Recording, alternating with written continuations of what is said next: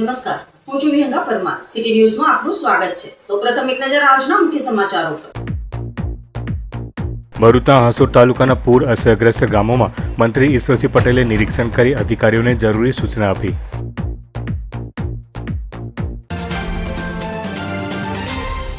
ભરૂચના હાસોટ તાલુકામાં કીમ નદીનું જળસ્તર વધતા આસરમાં, ઓભા અને પાંજરોલી તેમજ કંટિયાજાળ સહિતના ગામોમાં પૂર જેવી પરિસ્થિતિ સર્જાઈ છે.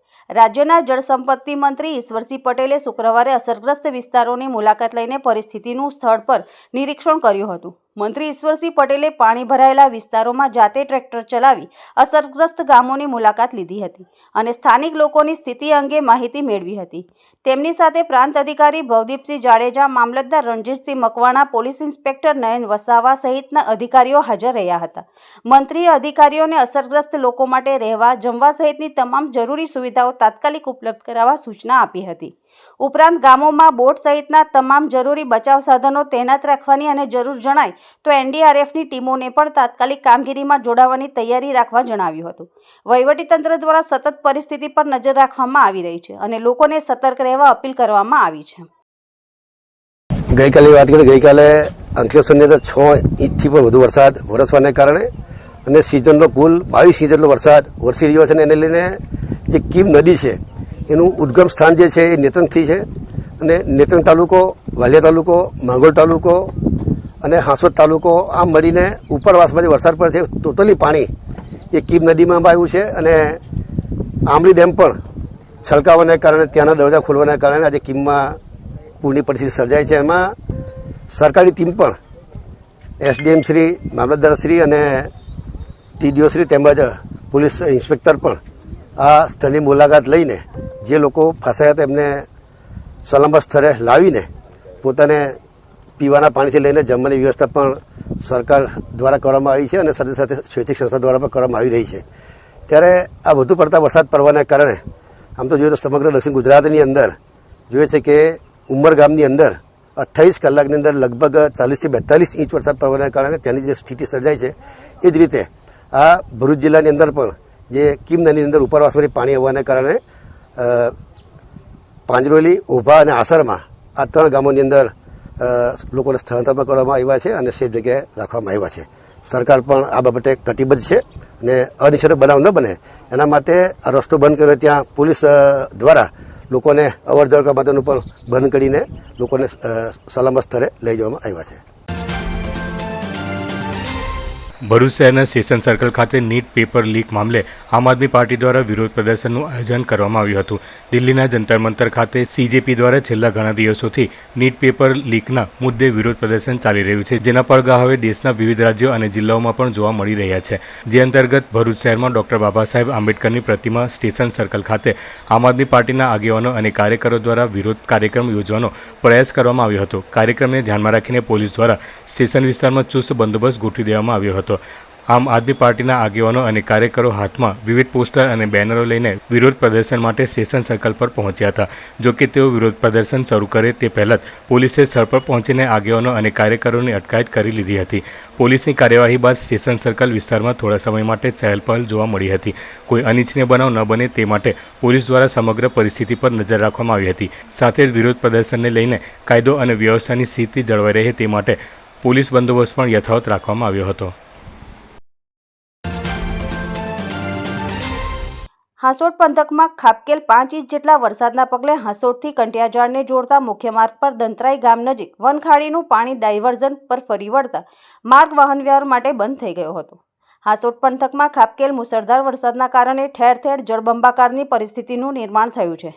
ત્યારે હાસોટથી કંટિયાજાળને જોડતા મુખ્ય માર્ગ પર દંતરાઈ ગામ નજીક બનાવવામાં આવેલ ડાયવર્ઝન પરથી પાણી ફરી વળતા માર્ગ વાહન વ્યવહાર માટે બંધ થઈ ગયો છે. હાસોટ પંથકમાં છેલ્લા 24 કલાકમાં 5 ઇંચ જેટલો વરસાદ ખાબક્યો હતો. ત્યારે દંતરાઈ ગામ નજીક ચાલી રહેલ ખાડી પુલની કામગીરીના પગલે બાજુ પર ડાયવર્ઝન બનાવવામાં આવ્યું હતું, જેના પરથી વનખાડીનું પાણી ફરી વળતા માર્ગ વાહન વ્યવહાર માટે બંધ થઈ ગયો હતો. માર્ગ બંધ થતાં આસપાસના ગ્રામજનોએ ભારે હાલાકીનો સામનો કરવાનો વારો આવ્યો હતો. હવે સમય છે એક વિરામનો. વિરામ બાદ નિહાળીશું અને સમાચારો. તો જોતા રહો સિટી ન્યૂઝ.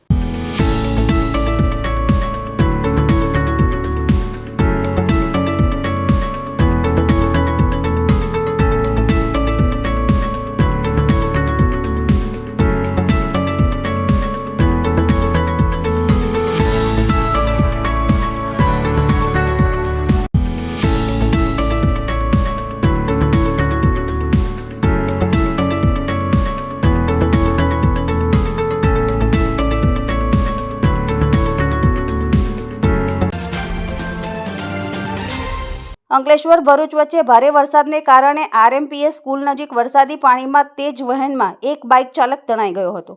નગરપાલિકાના ફાયર બ્રિગેડની ટીમે સમયસર પહોંચીને બાઇક ચાલકનો જીવ બચાવ્યો હતો. પ્રાથમિક માહિતી મુજબ અંકલેશ્વરના અંડડા ગામના પ્રવીણ સોલંકી રાત્રિના અરસામાં બાઇક લઈ ફરજ પર જતા હતા. તેઓ પાણી ભરાયેલા માર્ગ પરથી પસાર થઈ રહ્યા હતા. તે દરમિયાન અચાનક પાણીના ભારે વહેણમાં તેમનું સંતુલન ગુમાવતા તે બાઇક સાથે તણાઈ ગયા હતા. જોકે તેઓ વીજ ટાવર પર ચડી બચાવવાની બૂમો પાડતા સ્થાનિક યુવાનને તંત્રને જાણ કરતા મામલતદાર રાજન વસાવા દોડી આવ્યા હતા અને અંકલેશ્વર નગરપાલિકાના ફાયર વિભાગમાં જાણ કરવામાં આવતા ફાયર બ્રિગેડની ટીમ તાત્કાલિક સ્થળ પર પહોંચી હતી. ભારે જહેમત બાદ બાઇક ચાલકને સુરક્ષિત રીતે બહાર કાઢી તેનો જીવ બચાવાયો હતો. આ ઘટનાને પગલે સ્થળ પર લોકટોળા એકત્ર થઈ ગયા હતા. જોકે તેમની બાઇક પાણીમાં ગરકાવ થઈ ગઈ હતી. ભારે વરસાદને કારણે નીચાણવાળા વિસ્તારોમાં પાણી ભરાવાની સ્થિતિ સર્જાઈ રહી છે.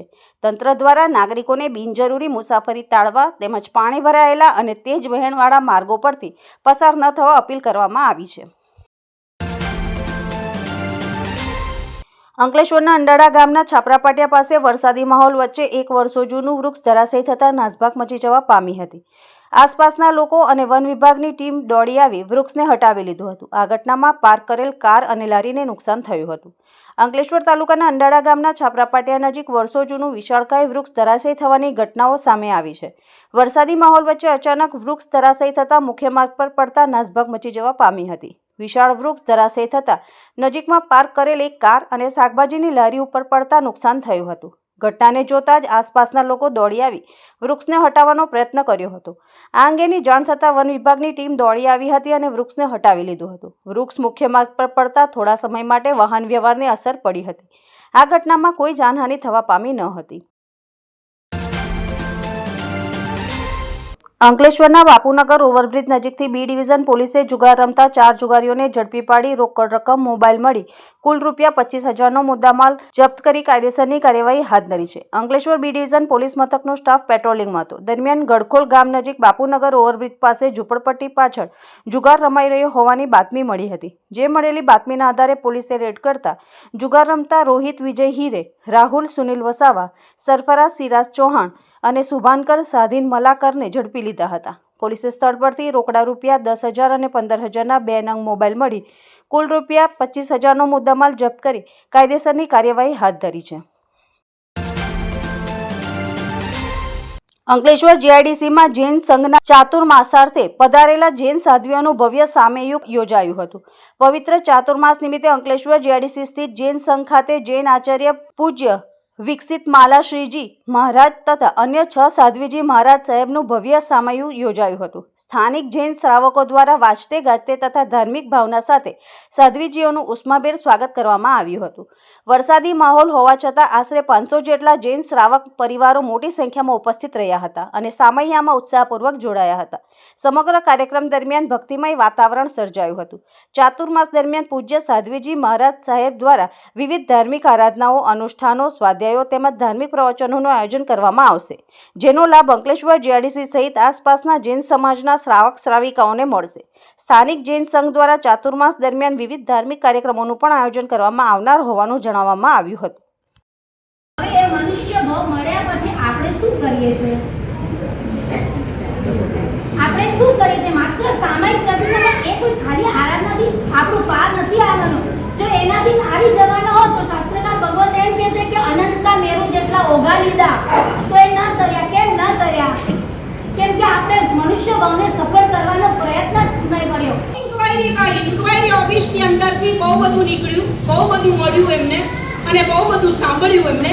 હવે એમણે કેટલું લીધું ને કેટલું નહીં લીધું એ તો ખબર નથી. આ તો હીરા બજાર છે, રત્ન બજાર છે, આ શાસન બજાર છે, એની અંદર બધું જ મળી શકે છે. બલિહારી જાઓ રે મારા ગુરુજી આંગણ આયા મેઘવારી જાઓ રે મારા ગુરુજી આંગણ આયા મેઘવારી. અંતમાં મુખ્ય સમાચારો પર ફરી એક નજર. ભરૂચના હાંસોડ તાલુકાના પૂર અસરગ્રસ્ત ગામોમાં મંત્રી ઈશ્વરસિંહ પટેલે નિરીક્ષણ કરી અધિકારીઓને જરૂરી સૂચના આપી. આજના સિટી ન્યૂઝ સમાપ્ત થયા. નવીન સમાચારો સાથે ફરી મળીશું. નમસ્કાર.